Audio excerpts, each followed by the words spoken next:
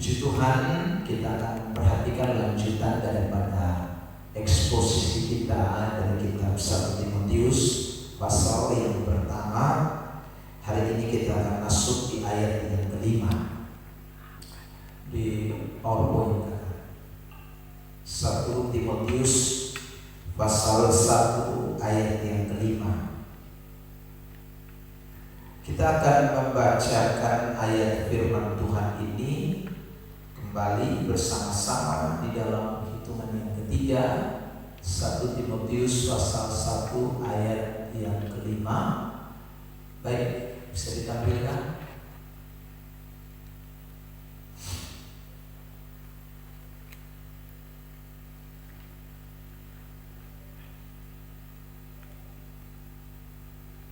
Sudah? 1 Timotius 1 ayat yang kelima.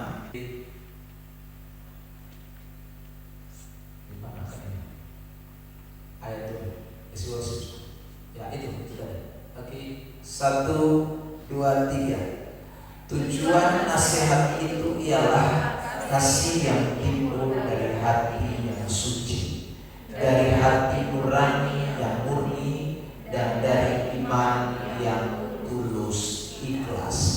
Saya mau menggarisbawahi kalimat kata yang ada di slide kita berwarna merah, yaitu kata nasihat.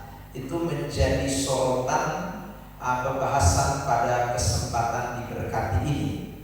Saudara yang terkasih di dalam Tuhan Yesus Kristus, nasihat ini menjadi penting di dalam teks yang kita baca pada kesempatan malam hari ini.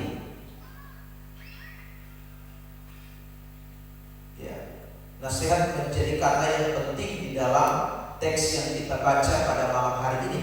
Karena itu tema yang akan kita perhatikan yaitu saya siap dinasehati. Ya, ini tema yang akan kita sama-sama mau soroti dari kitab 1 Timotius pasal 1 ayat yang kelima, bagian yang pertama.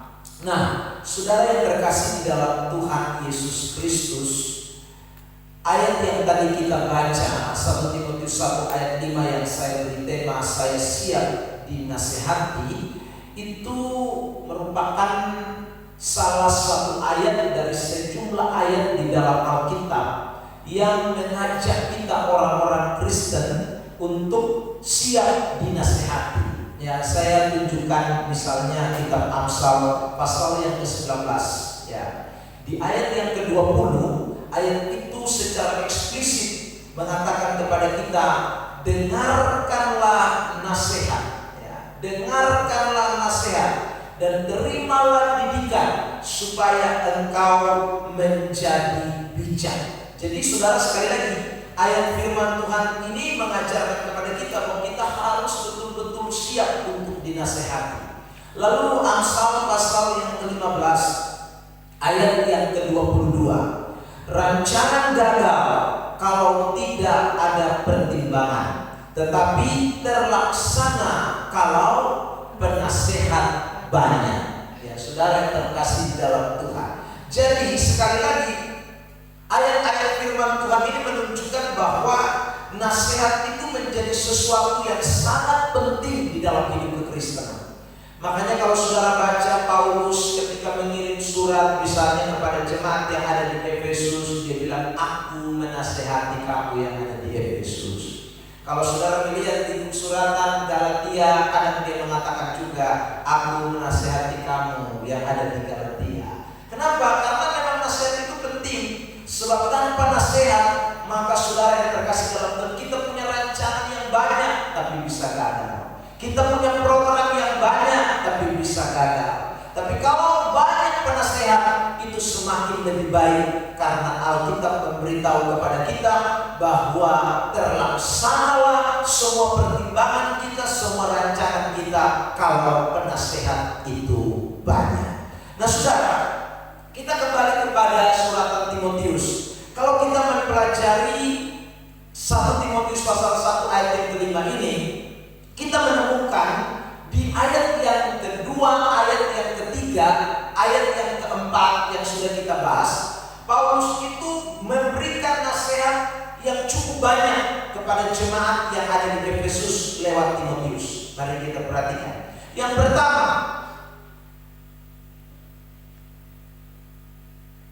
pertama, kita menemukan bahwa Paulus memberi nasihat untuk bagaimana orang melayani Tuhan. Ya, saya berikan tema waktu itu desakan rohani.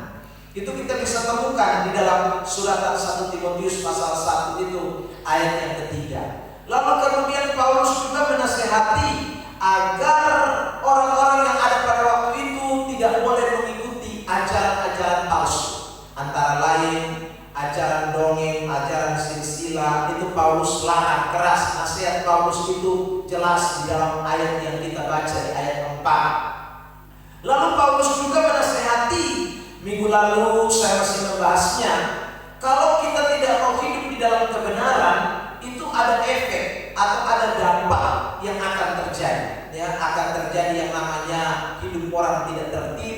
Yang minggu lalu kita sudah perhatikan, orang akan terus ada di dalam perselisihan, ada dalam percekcokan kalau mereka tidak mau hidup di dalam kebenaran. Dan itu seputaran nasihat-nasihat yang Paulus berikan kepada orang-orang yang ada di Efesus, terutama di dalam ayat yang kita sudah baca, ayat 2 dan ayat 3. Nah, di ayat yang kelima tadi Paulus mengatakan bahwa ini punya tujuan.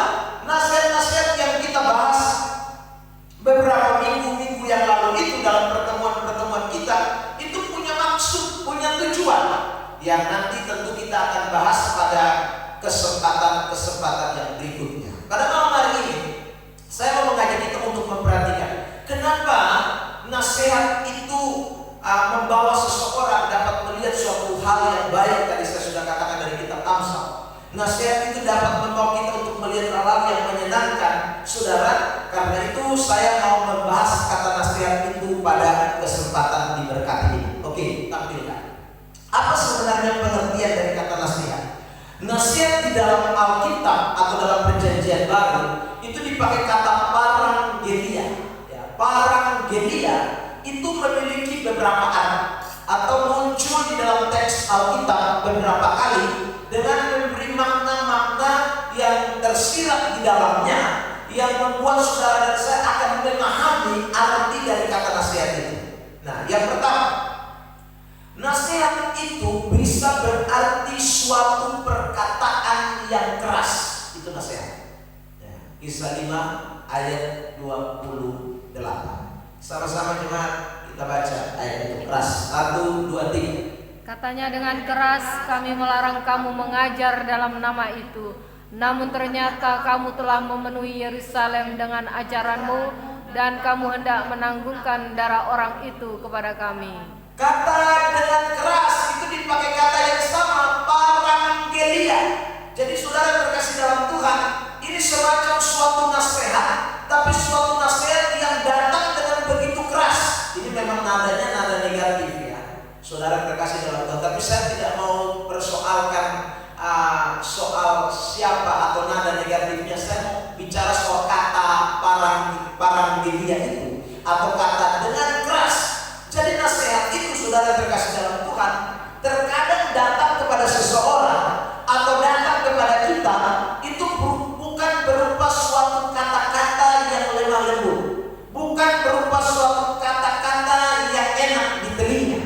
Tapi kadang-kadang nasihat itu bisa datang kepada seseorang berupa perkataan-perkataan yang keras. Saudara terkasih dalam Tuhan, saya mau berikan contoh beberapa ayat. Ya, jadi begini, kita mesti pahami dulu. Jadi tidak semua perkataan keras itu adalah suatu hal atau suatu perkataan tanpa ada nilai nasihat kita. Kadang-kadang perkataan-perkataan keras yang kita terima itu sebenarnya mengandung nada atau memiliki makna nasihat yang ada di dalamnya.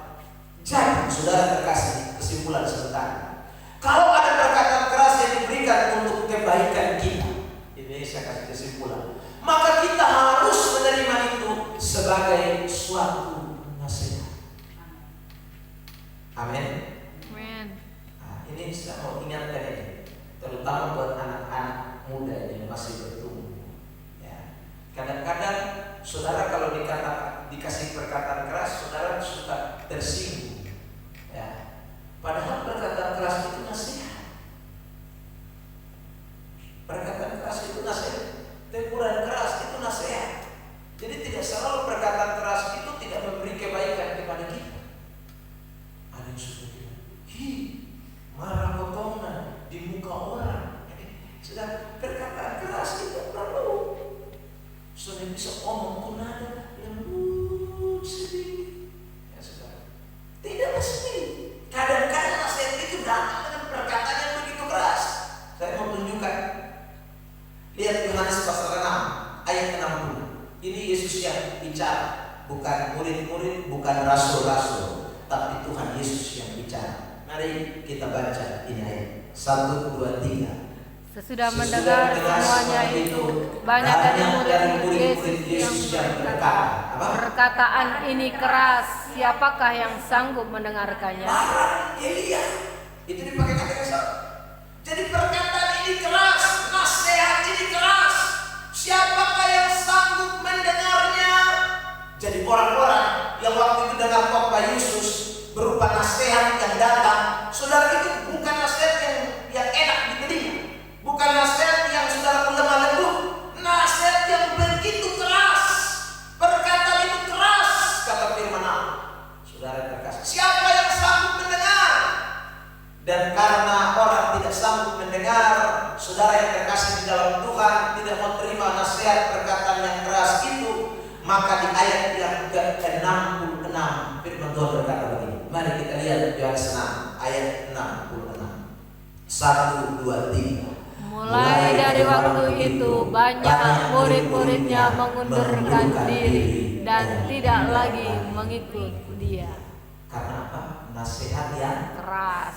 Nasihat yang Keras. bilang dulu sambil kiri kanan, kalau dapat nasihat keras jangan mundur. Dapat nasihat keras jangan mundur. Harus maju. Amin. Harus maju. Ya toh? Saudara lihat itu murid-murid itu. Ya, Tuhan Yesus ngomong keras, nasihat keras, dong lari semua. Dong lari meninggalkan Tuhan Yesus. Dong tidak mau ikut Tuhan Yesus lagi. Dong bilang, Tuhan Yesus ini tiap hari nasihat keras. Kau ikut dia di berat. Saudara terkasih dalam Tuhan. Hari ini kita semua dengar firman Allah. Dengar baik-baik ya. Saya mau sampaikan ini firman untuk mengingatkan kita semua. Nasihat itu tidak selalu lemah lembut. Kadang nasihat datang disebut dengan parangelia. Ya sudah. Parangelia itu artinya apa? Perkataan keras. Tapi meskipun perkataan keras, sebagai anak-anak Tuhan kita tidak boleh menolak, kita tidak boleh mundur, kita tidak boleh lari, kita tidak boleh justru hilang. Tapi perkataan yang keras itu bikin kita tambah semangat, memperbaiki diri, tambah memperhatikan hidup kita supaya sungguh-sungguh menyenangkan Tuhan. Ada amin? Amin. Ya. Jadi kalau kalian choir lalu waktu gerakan tidak betul, gerakan apa? Ya. Jangan langsung dia sumbang gerakan, dia ngomong potong. Ya sudah, jangan terima lalu perbaiki. Ya. Waktu kita WL di sini sekolah bilang hidup suara miring kan, kotong yang dari luar sana. Ya sudah. Kita jangan langsung lu sudah nyanyi dulu ngomong-ngomong betul, harusnya kita koreksi. Betul dari sampai tadi suara miring. Ya sudah. Jadi kadang-kadang teguran yang keras itu baik buat kita, tapi kadang-kadang kita ini model seperti murid-murid ini ya, yang ketika diberitahu perkataan keras oleh Tuhan Yesus, mereka menolak. Saya kasih pernyataan begini saudara, orang yang menolak nasihat berupa perkataan keras itu pasti akan mundur. Klik. Jangan parangan, langsung cepat sedikit lihat baca di situ langsung beli. Ya. Orang yang menolak nasihat berupa perkataan keras itu pasti akan mengundurkan diri. Jadi jangan coba-coba tolak nasihat yang berupa perkataan keras. Lama-lama saudara mundur, ya. Lama-lama saudara hilang. Karena saudara tidak mau terima perkataan keras, nasihat yang keras itu bahaya. Selain kalau saudara tidak mundur, lihat ini ayat selanjutnya 67 Yohanes 6 ayat 67 saya baca.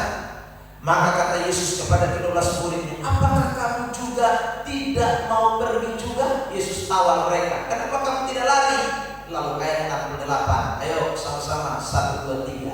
Jawab Simon Petrus kepadanya, Tuhan, kepada siapakah kami akan pergi? Perkataanmu adalah perkataan hidup yang kekal. Simon Petrus bilang, Tuhan Yesus, nasihatmu itu keras, tapi nasihatmu itu hidup dan kekal. Perkataanmu, nasihatmu itu hidup dan kekal. Saya tidak mau mundur. Petrus bilang begitu. Tapi ada juga yang tidak mau mundur, tapi justru melakukan sesuatu yang tidak baik. Ayat 70. Oke, kita lihat 1, 2, 3. Jawab Yesus kepada mereka, bukankah aku sendiri yang telah memilih kamu yang 12 ini? Namun seorang di antaramu adalah iblis. Jadi dia tidak mundur di Yudas Iskariot, tapi dia jadi setan di dalam. Lihat ayat 71. Lihat 1, 2, 3. Yang dimaksudkannya ialah Yudas anak Simon Iskariot, sebab dialah yang menyerahkan Yesus. Dia seorang di antara ke-12 murid itu. Yudas, dia tidak terima perkataan keras, nasihat keras, tapi dia juga tidak mundur. Dia tidak lari, saudara. Tapi meski dia tidak lari, dia menjadi alat setan. Dia mulai dipakai oleh setan. Dia mulai jadi iblis. Dia mulai jadi pemberontak. Dia mulai jadi pengkhianat. Saudara terkasih dalam Tuhan, ini lebih bahaya. Ya. Jadi kalau orang sudah tidak mau dengar nasihat, itu bahaya. Lama-lama dia akan jadi pemberontak. Dia akan melawan, dia dipakai setan. Saudara, dia akan jadi pengkhianat. Itu pasti. Kalau orang tidak mau dengar perkataan-perkataan keras atau nasihat-nasihat yang keras, sama seperti Yudas. Jadi dia tetap jadi murid Tuhan. Tapi Yesus ngomong, dia bikin lain. Yesus suruh ini, dia bikin lain. Dia selalu menentang Tuhan Yesus. Karena memang dia tidak suka dengan ajaran Tuhan Yesus. Dia tidak suka dengan perkataan-perkataan Tuhan Yesus. Dia tidak suka.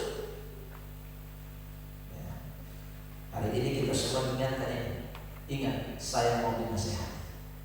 Kalau saya mau dinasihati, sekali lagi saya harus siap terima perkataan keras. Apapun itu, saya harus siap. Kemarin saya pelayanan di Bobo, saudara, saya parkir mobil di salah satu kantor. Istri sudah bilang, Bapak, jangan parkir di sini. Soalnya ini kantor, saya kepala batu. Ya, sudah, saya tetap parkir saja. Sudah. Dan akhirnya selesai kami kebaktian di salah satu persekutuan doa. Begitu kami sampai, seorang bapak datang menuju ke mobil, saudara. Lalu diketok pintu, saya ketuk kaca.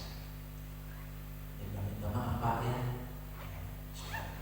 Dia bilang, kami punya pemimpin tidak mengizinkan parkir mobil di sini. Kalau Bapak punya mobil terjadi apa-apa, maka CCTV di kantor kami tidak bisa dibuka. Kami tidak izinkan untuk membuka. Jadi minta maaf Pak, lain kali kalau datang jangan parkir mobil di sini ya. Kemudian saya bilang, oke baik, terima kasih. Saudara terkasih dalam Tuhan. Waktu saya dinasihati itu nasihatnya bagus, pelan-pelan. Tapi setelah saya kasih naik kaca, nasihat di samping lebih keras. Saudara terkasih dalam Tuhan. Iya. Tapi memang saya salah. Saya salah memang. Saudara, istri mulai bilang, tadi dia sombong. Jangan parkir di situ. Ini saudara terkasih. Nah kadang-kadang kita ini memang harus segera diterima. Karena memang kita salah. Saya juga tidak bisa membenarkan diri. Ya memang karena memang tadi waktu sombong bilang jangan parkir di situ. Tapi saya ngotot. Saudara, ingat, kita harus berani untuk menerima teguran. Ya. Kita harus berani terima nasihat meskipun kadang-kadang itu keras, tidak sesuai dengan kita punya telinga. Tapi kalau kita memang salah, kita memang saudara melenceng, sebaiknya kita menerima. Sebab waktu kita menerima, itu akan mendatangkan sesuatu yang baik dalam hidup kita. Setan kalah kalau kita menerima. Tapi kalau kita menolak nasihat-nasihat yang datang dalam hidup saudara dan saya seperti Yudas Iskariot itu, justru setan mengambil kesempatan. Setan melihat itu peluang untuk dia memakai kita untuk menjadi dari saya katakan pemberontak, pengkhianat dan tidak setan. Setan akan terus bisik di telinga saudara.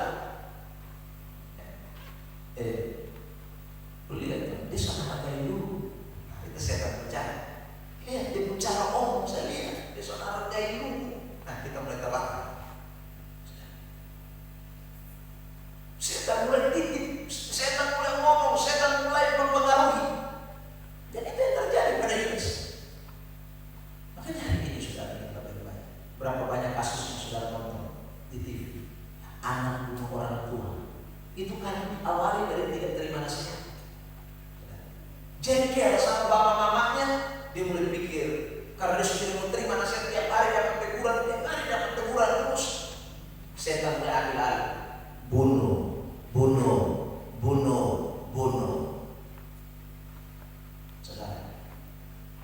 kasus di Fontaine beberapa waktu lalu, bab anak bunuh mama, saudara. Dan masih banyak kasus banyak yang terjadi begitu. Kenapa? Karena orang tidak mendengar nasihat, teguran yang keras. Itu kita harus hati-hati, saudara kasih mengerti. Kedua, apa itu kata parandilia? Kata parandilia itu mempunyai arti nasihat berupa tugas yang harus dikerjakan. Ya, kata parandilia ini muncul di dalam teks ini dengan memberi arti tugas. 1 Timotius 1 ayat 18. Mari kita baca. 1, 2, 3. Tugas ini kuberikan kepada Timotius, anakku, sesuai dengan apa yang telah dinubuatkan tentang dirimu, supaya dikuatkan oleh nubuat itu engkau memperjuangkan perjuangan yang baik dengan iman dan hati nurani yang murni. Kata tugas itu dipakai kata yang sama, kata parandilia atau nasihat. Jadi saudara, ketika Paulus mengutus Timotius, dia memberikan nasihatnya itu mempunyai makna atau terisi tersirat di dalamnya. Ada tugas yang harus dikerjakan, ada tugas yang harus diselesaikan, ada tugas yang harus dalam dituntaskan. Itu penting. Jadi saudara, ingatlah, setiap nasihat yang kita terima itu tidak hanya berupa suatu kata-kata, tapi semacam ada suatu kegiatan atau tugas yang harus kita praktekkan, yang harus kita kerjakan. Itu namanya nasihat. Jadi saya kasih kesimpulan lagi nih, saudara. Ya. Jadi kalau tugas-tugas yang kita peroleh itu juga bagian dari suatu nasihat yang mendidik kita, kita anggap sebagai suatu nasihat yang mendidik kita pasti akan kerjakan setiap tugas-tugas yang diberikan kepada kita. Tapi berapa banyak orang yang menganggap tugas itu bukan nasihat, saudara, sehingga orang tidak kerjakan. Orang anggap, ya sudah. Saya mau ingatkan kepada kita semua pelayan-pelayan yang hadir setiap hari Kamis, ingatlah baik-baik.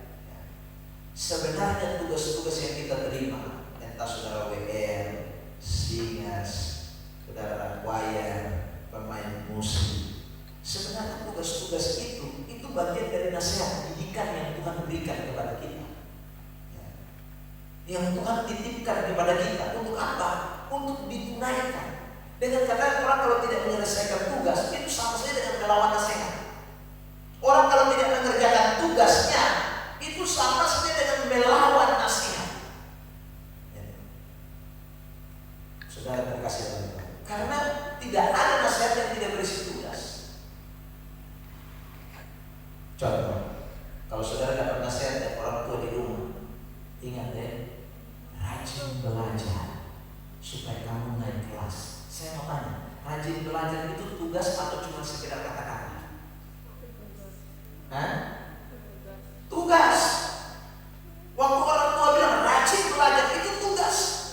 Waktu orang tua bilang rajin bangun pagi, tugas. Waktu orang tua bilang rajin berdoa, tugas. Jadi tidak ada nasihat yang tidak berisi tugas.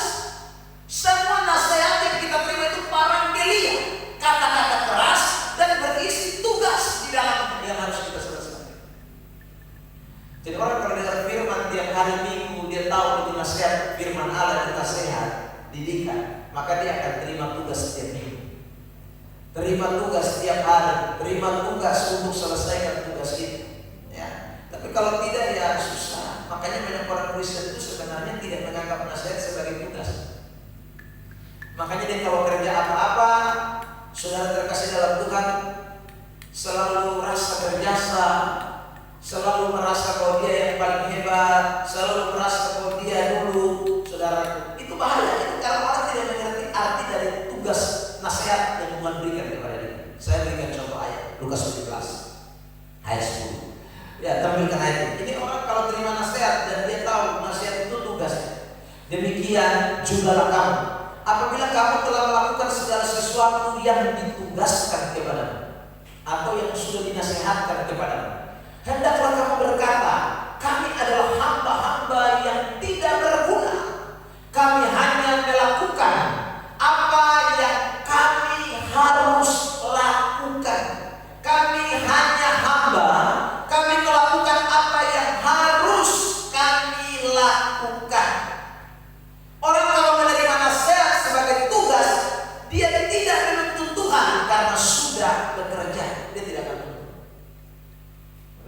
Tapi dia akan merasa bahwa ya, terima kasih Tuhan karena sudah kasih saya kepercayaan. Ya, dia akan melakukan itu dengan penuh ketulusan, keikhlasan. Itu kalau orang sekali lagi dia sadari bahwa tugas yang Tuhan beri itu adalah bagian dari nasihat yang Tuhan kasih sama kita. Jadi seperti kalian dipermudah, kalau ada orang kasih tugas WR, lalu ada pernyataan di sana dengan keras nasihatnya, ingat, saya selalu baca di WA yang bertugas dilarang terlambat, ya, harus on time. Sudah, itu bermakna apa? Nasihat, tapi ada kegiatan yang harus dikerjakan. Kegiatannya apa? Kegiatannya saudara melayani Tuhan. Nasihatnya tidak boleh terlambat. Jadi waktu saudara melayani Tuhan, saudara dengan tidak terlambat, saudara sedang mengerjakan tugas sekaligus melakukan nasihat.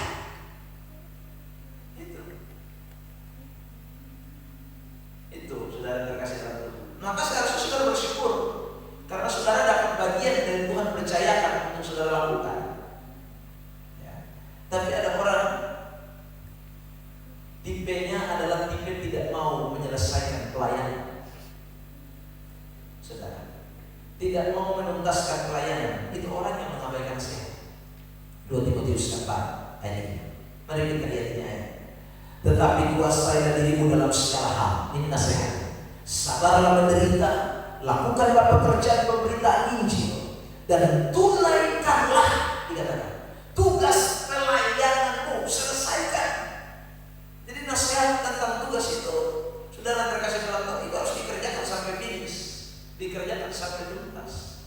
Jadi kalau orang tidak mengerjakan sampai tuntas, dia bukan tidak mengerjakan tugas, dia melawan nasihat. Ya. Dia melawan nasihat, itu pemberontak di nama. Saudara yang terkasih dalam Tuhan. Contohnya adalah kalau saudara di rumah disuruh, ingat misal mama mau di Kupang, tapi sementara mama pulang rumah sudah habis. Nah, itu. Kalau misal tidak dari rumah, itu bukan tugasnya yang tidak selesai, nasihat mama yang tidak ditaati. Ya. Tapi kalau misal menyelesaikan tugas, itu juga sekaligus memberi makna bahwa dia tunduk, dia taat, dia mau menerima nasihat yang diberikan oleh papa mamanya. Saudara terkasih dalam Tuhan, orang tua bilang ingat satu lagi, Merlin, jangan bamaki. Itu nasihat yang berisi tugas. Tugasnya jangan bamaki. Waktu Merlin tidak bamaki, maka Merlin sedang menyelesaikan tugas bahwa dia sedang menjalankan apa yang mamanya nasihat atau papanya nasihat. Dengan kata kalau dia bamaki hari itu, berarti dia menolak nasihat dan tidak menyelesaikan tugas yang namanya jangan bamaki. Ini baik Sumat. Tidak menunaikan tugas.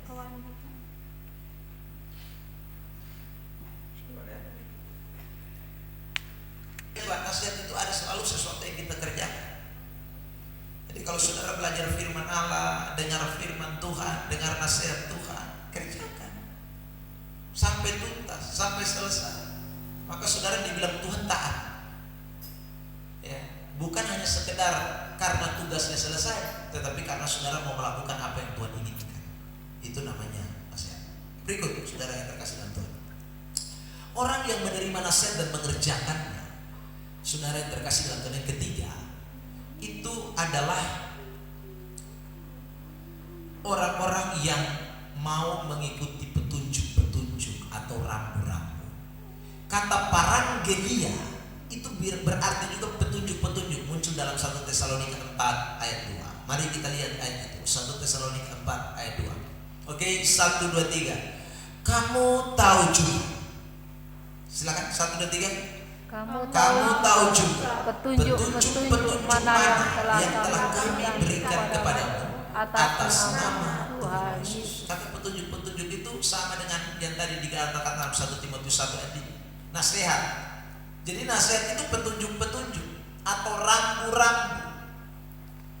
Sekarang orang sebut Google Map. Ya, itu petunjuk. Kalau mau ke satu tempat harus ada petunjuk. Itu nasihat.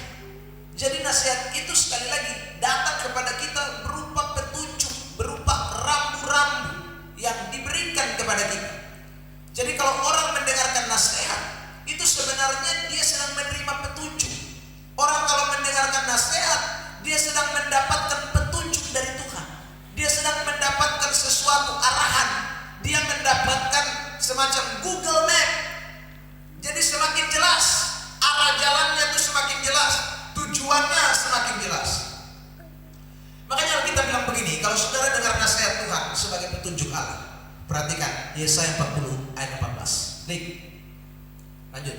Yesaya 40 ayat yang ke-14. Dalam hitungan ketiga kita baca itu ayatnya. 1, 2, 3. Pada siapa Tuhan meminta nasihat untuk mendapat pengertian, dan siapa yang mengajar Tuhan untuk menjalankan keadilan, atau siapa mengajar dia pengetahuan dan memberi dia petunjuk supaya ia bertindak dengan pengertian. Sudah lihat. Jadi dia kasih petunjuk supaya beri pengertian. Tuhan tidak bisa diberi pengertian, tapi Tuhan yang kasih petunjuk itu pasti bisa memberikan pengertian kepada kita. Jadi kalau saudara dengar nasihat Tuhan atau mendengar petunjuk dari Tuhan, itu tambah hari saudara dapat pengertian, tambah pintar. Tapi kalau menolak, tambah bodoh. Lihat ini ayat. Saudara terkasih, Yesaya 10 ayat 21. Perhatikan. Ya, sungguh gembala-gembala sudah menjadi bodoh. Mereka tidak, lanjut kalimat itu 1, 2, 3, menanyakan petunjuk Tuhan. Jadi saudara, kalau orang tidak bertanya kepada petunjuk Tuhan atau tidak terima nasihat dari Tuhan, jadi bodoh. Sebaliknya, kalau orang itu mendengarkan nasihat Tuhan, dia semakin mengerti, semakin memahami, semakin tahu jalan yang sebenarnya. Itu, saudara terkasih dalam Tuhan. Makanya nasihat itu penting, petunjuk itu penting sekali. Saudara terkasih dalam Tuhan. Bahkan Amsal pasal 4 ayat 4 bilang begini, aku diajari ayahku, katanya kepadaku, biarlah hatimu memegang perkataanku, berpeganglah pada petunjuk-petunjukku atau nasihat-nasihatku, parangelia, maka engkau akan hidup. Saudara, karena dapat petunjuk itu bagus, akan membuat kita hidup. Maksudnya hidup itu saudara memiliki masa depan yang baik, saudara mendapatkan sesuatu yang menyenangkan. Saudara lihat lagi Ibrani 11 ayat 7. Ini saya bacakan. Karena iman maka Nuh dengan petunjuk Allah tentang sesuatu yang belum kelihatan dengan taat mempersiapkan bahtera untuk menyelamatkan keluarganya. Dan karena iman itu ia menghukum dunia dan ia ditentukan untuk menerima kebenaran sesuai dengan imannya. Karena iman Nuh dengan petunjuk Allah, artinya orang yang menerima nasihat sebagai petunjuk itu ciri orang beriman. Saudara terkasih dalam Tuhan. Jadi kalau orang tidak menerima firman Allah sebagai petunjuk, nasihat, aduh, jangan bilang dia beriman lah. Itu tidak cocok.